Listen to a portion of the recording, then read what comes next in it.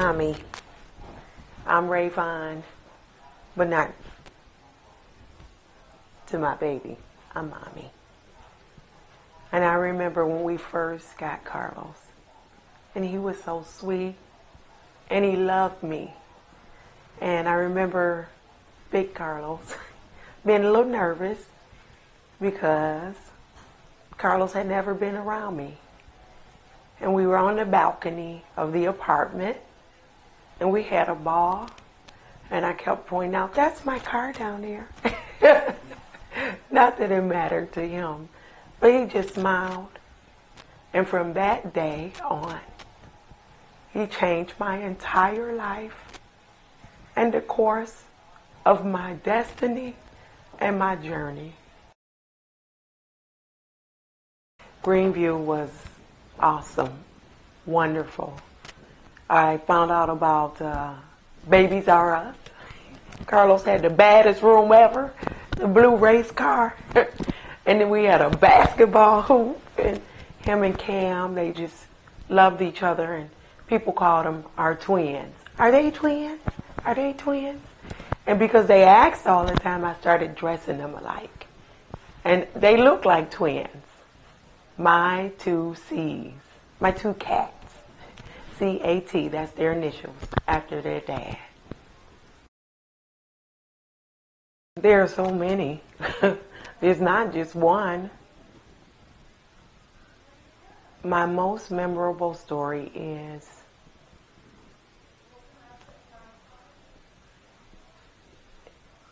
let me say one word, tenacity. All of his stories, if I put them all together, they would all equate to the word tenacity. So after hanging out on the balcony, you changed the course and the destiny of my life. Because for one, let's go back to high school for me. I thought I would never have children. Not one, zero. Growing up, that was not my desire. My grandmother raised us to be independent business women, so my dream was to grow up, have a briefcase, my own business, a husband, but no family, because I wanted my husband and I just to travel all over the world. But then you came, and we hung out on that balcony, and then your dad said, okay, we're going to move to Detroit. I'm like, are you crazy? And we moved to Detroit.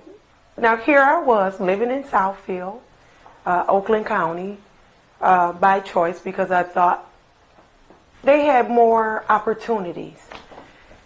And so I'm thinking, this man is crazy and he wants us to move to Detroit. And we did. But what made the difference in Detroit was you.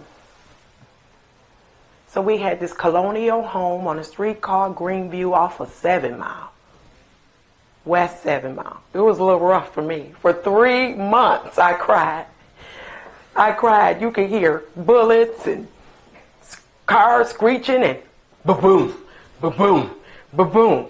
That's the bump of people going up and down the street playing their music very loud. But I got adjusted, and you know how I got adjusted? Because you made our house a home. You made our house a home.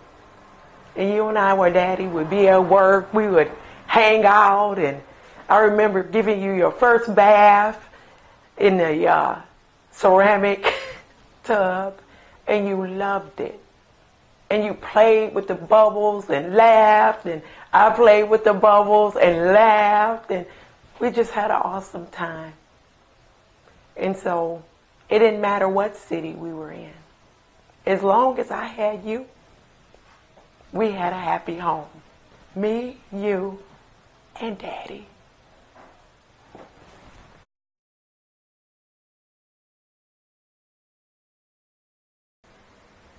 That was a difficult time. We were told that he was, well, they said slow. I said, not where he should be yet. And so we had to go for testing.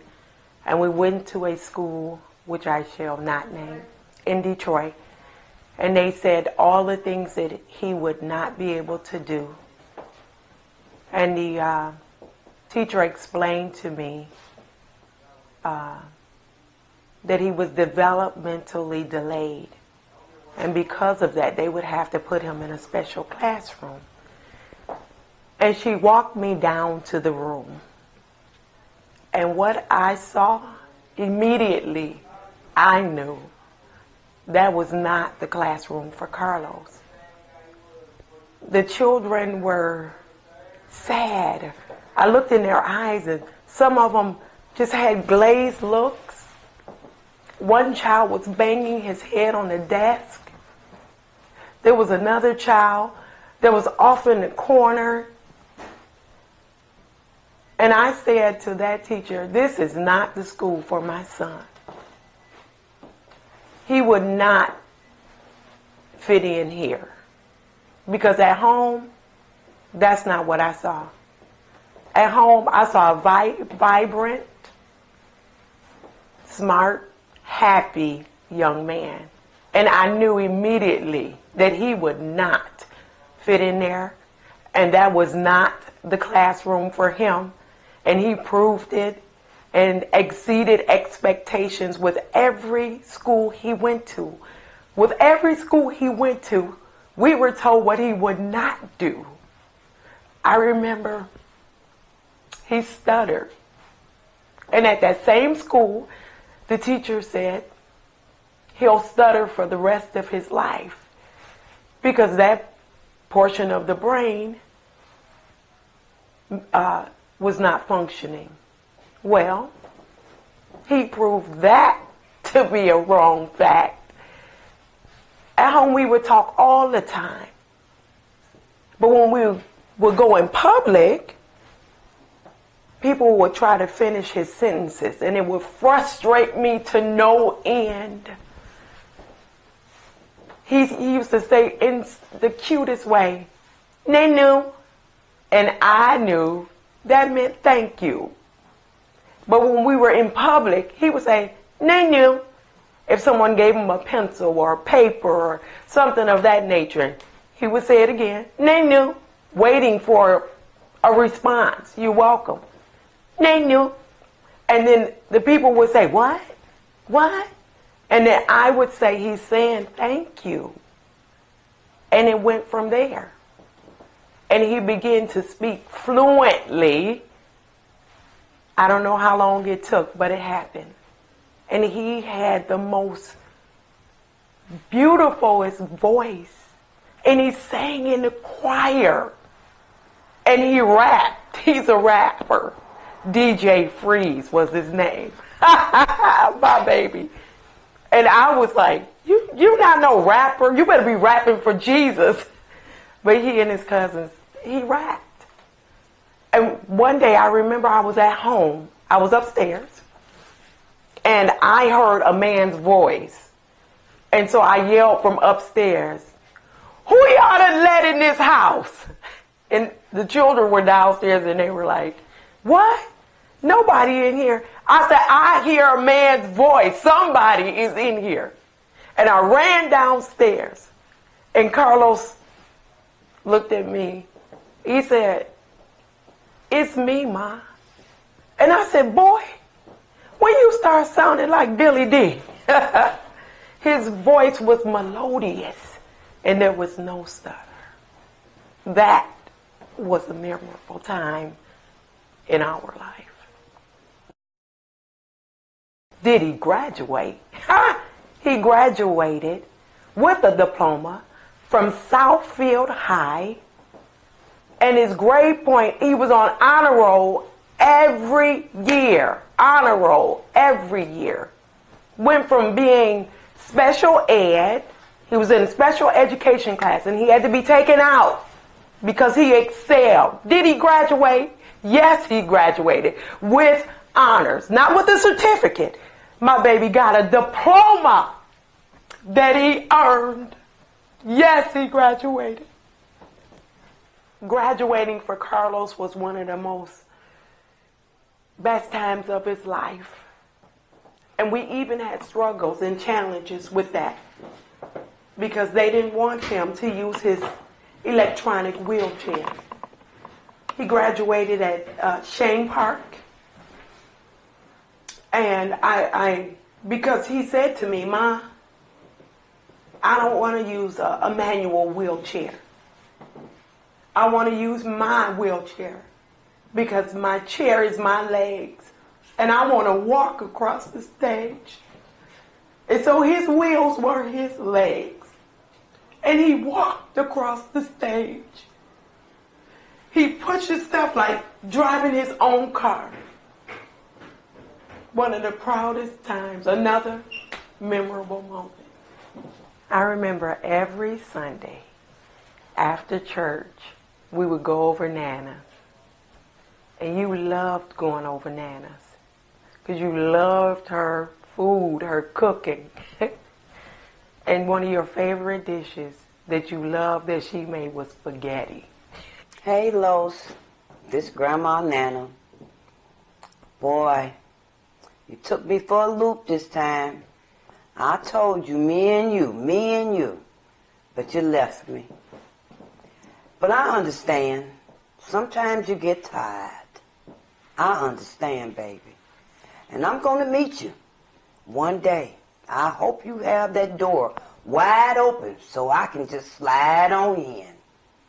I love you, Car. I love you with all my heart. And I always will. I remember that time y'all got your butt whooped for jumping off the porch on Cheyenne. I tore y'all in up. You, Sean, Cameron, I tore y'all little ends up and made y'all come in the house. And you said, we was having fun. And I said, yep, and if you break a leg, I'm going to be having fun down at the hospital. I said, so, you always liked my spaghetti. Then you came home one day and said, Nana, Daddy cooked some spaghetti. But don't tell him I said this. It wasn't good as yours. And I started laughing. I said, you better leave me alone because your daddy a good cook. And you just bust out and started laughing. You and Christina talking about, he all right, he all right. But Nana love you, baby. You'll always be with me. I know you will. Auntie Tina loved everything you did. Everybody does. But you were so inspiring. No matter what was going on or what the other children were doing, you jumped right in there and did it too. Had everybody in awe because they thought because you had a walker that you wouldn't be able to do it. But you did it with the walker and any other device that you had to use. You did it. And I remember Auntie Tina saying, that Carlos is something. That Carlos is something. And I said to her, yes, he is. Nothing stops him. He gonna jump in there. He just like everybody else. He's a kid. To Carlos, from your auntie, Auntie Tina, I thank God for the inspiration that you were to me. You put the L in love, so I appreciate the gift that God has blessed us with. You were a gift to us, and you have showed us how to love and how to conquer in this world. You did not complain. You beat all odds. Even when the doctor said you would die at the age of 12 or 13, you succeeded. You continue on in the faith. You taught us how to have faith. You taught us everything that we needed to know about love and continue on. I just thank God for the inspiration you have been to us as a family. God had lent you to us for that reason. You had purpose from 1994 to 2016. In the midst of the dash, your life was a life of celebration. Carlos, I can remember when you was just little, you was about 3 years old, you would be running and all the kids would be running and just playing outside and having a good time. I can remember the school, when you were going to school on Puritan, and Sean and all of you were together as brothers. And we're just thankful for the life that God has granted to us to have you. I remember us at church and all the times you would be running, and that time that you ran and the church door fell on you, you still did not complain, and you needed stitches that day, and we had to take you to the hospital. But you have been exemplify life and life in itself. It has taught me how to appreciate everyone that is in my family and in our life, and I thank God for that. Because of your life, you have left something in my heart that I'll never ever forget, but I'll cherish forever.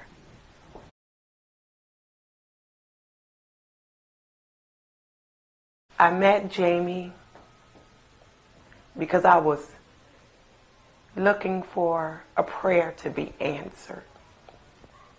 I needed help for my son, and we were praying because the school system wanted to put him on Ritalin, and he had already overcome so many challenges.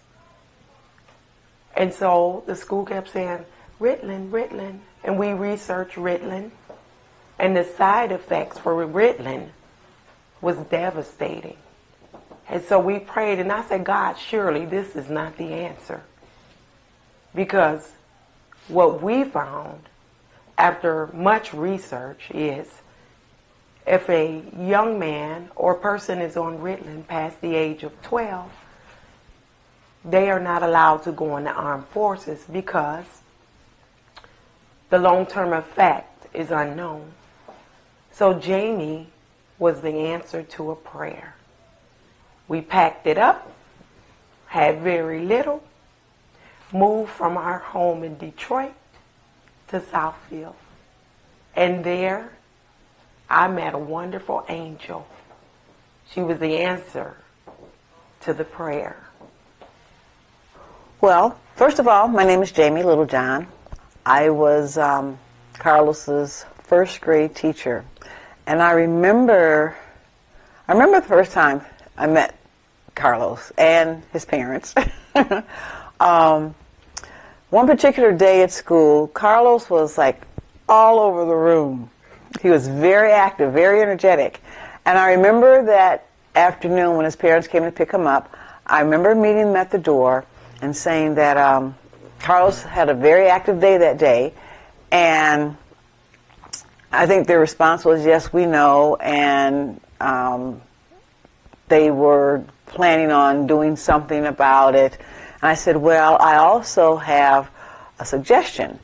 And later on we found out that they thought I was going to recommend Ritalin, them not knowing that I'm very opposed to children on Ritalin. I'm also, my husband and I have been involved with First Fitness Nutrition for the past 16 years, but at that time, we're looking at like 10 years ago, so it only been maybe like 6 years. And I told the parents that I was involved in health and wellness and weight loss, and we had a protocol for children with AD symptoms. And they thought, oh, okay, this was different from what they had expected me to say, and they were interested. So I told them, you know, we couldn't talk about it at that point in time because we were still in school, but we'd make an appointment and talk outside of school, and I explained to them our protocol. So, long story short, they agreed, and what the protocol was to get him off all fast foods, medications, had to cleanse and detox him, take some herbal supplements, get his body alkaline, and improve his diet. So they agreed to do that, and I agreed to do my part and give him whatever dosages he needed during the school time, which I did. And I think maybe within a week, 2 weeks, couple of weeks, we had a very, and this was my most memorable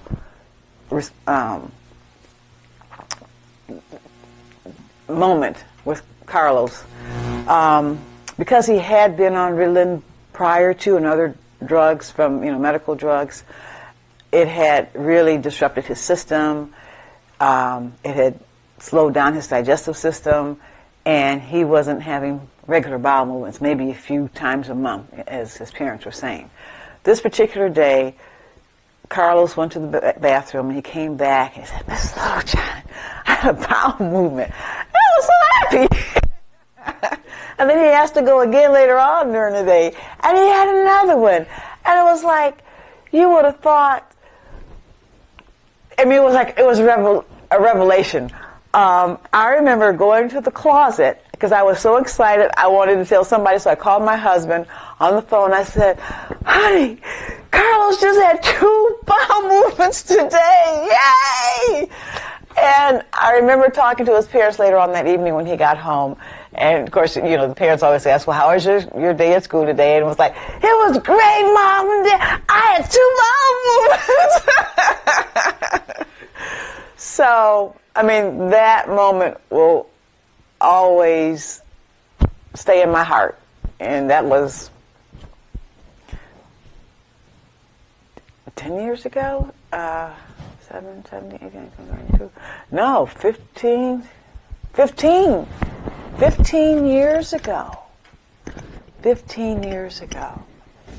And I also remember that, as the weeks went on, Carlos's behavior settled down. He was able to focus. He went like a whole 180 degree in behavior and study as he went on through future classes when he got 3rd, 4th grade and so on. I remember him getting 2nd place in the school science fair, and it's just, his whole life was turned around, and it was just, that's just an awesome, amazing feeling. I know we're all going to miss Carlos. He was a trooper. He just kind of withstood the storm. He weathered through it. He awed people. He never complained. In all that he experienced, he never, ever, do I ever remember him complaining at all. I know another time, as Carlos was older, he was in middle school, he had a motorized wheelchair. And he was always getting in trouble, speeding down the hallway with his chair. But, that's all he had, and, sometimes you have kids getting in trouble and doing this and that and so on and so forth, and that was Carlos. That was Carlos. He was a sweetheart. I'm going to miss him.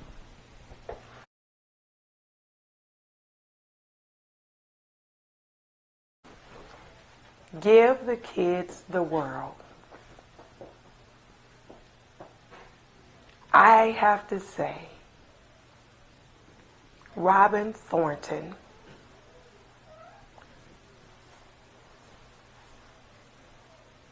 bless her heart.